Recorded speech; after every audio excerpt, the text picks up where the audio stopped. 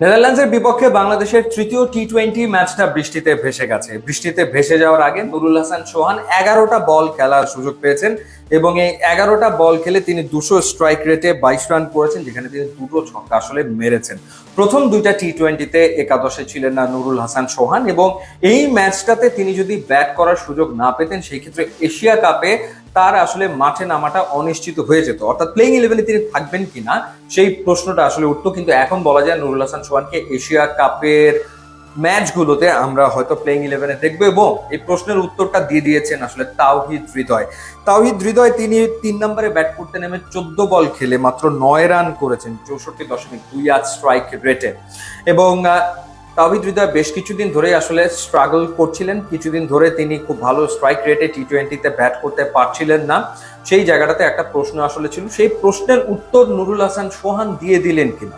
অর্থাৎ সেই ক্ষেত্রে এশিয়া কাপে আসলে নাম্বার 4 পজিশনে ব্যাট করবে কে, নুরুল হাসান সোহান, সাইফ হাসান নাকি তাওহিদ হৃদয়? সেই জায়গাটাতে আমার মনে হয় যে নুরুল হাসান সোহান নিজের নামটাকে একেবারে উপরে নিয়ে আসতে পেরেছেন, অর্থাৎ তাকে হয়তো দেখা যাবে। কারণ পারভেজ হোসেন ইমন এবং তানজিদ তামিম তারা তো ওপেনিং এ থাকবেন, এবং নাম্বার 3-তে সেই ক্ষেত্রে লিটন কুমার দাস ব্যাট করবেন, এবং নাম্বার 4 পজিশনটাতে সেইখানে হয়তো নুরুল হাসান সোহানকে দেখা যেতে পারে, এবং কোনো ম্যাচে হয়তো সাইফ হাসানকে দেখা যেতে পারে। তিনজনই রয়েছেন স্কোয়াডে, তাওহিদ হৃদয়, নুরুল হাসান সোহান এবং সাইফ হাসান তিনজনই রয়েছেন, এবং এই 4 নম্বর পজিশনে হয়তো তাদেরকে ঘুরিয়ে ফিরিয়ে খেলানো হবে। কিন্তু আমার মনে হয় যে ভাইটাল ম্যাচে, ইম্পর্টেন্ট ম্যাচে নুরুল হাসান সোহানকে হয়তোবা সেই সুযোগটা দেওয়া হবে, কারণ দীর্ঘদিন ধরে তিনি আসলে ভালো খেলে এসেছিলেন সবগুলো ফরম্যাটেই।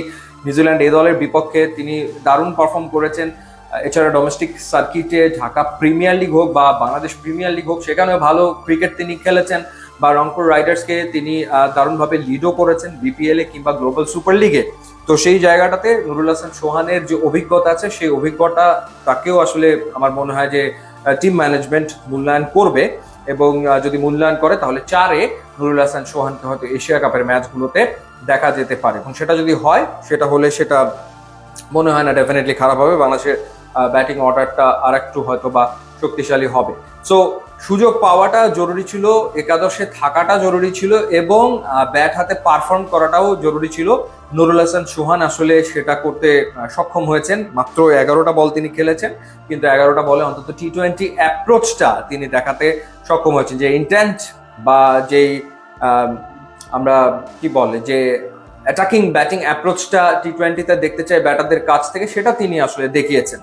সো দেখা যাক কেমন করে বাংলাদেশ দল এশিয়া কাপে, এবং কেমন করেন নুরুল হাসান সোহান। ইউটিউব, ইনস্টাগ্রাম লিঙ্ক দেওয়া আছে, আপনার যদি খুবই খুশি হবে। Thanks for watching.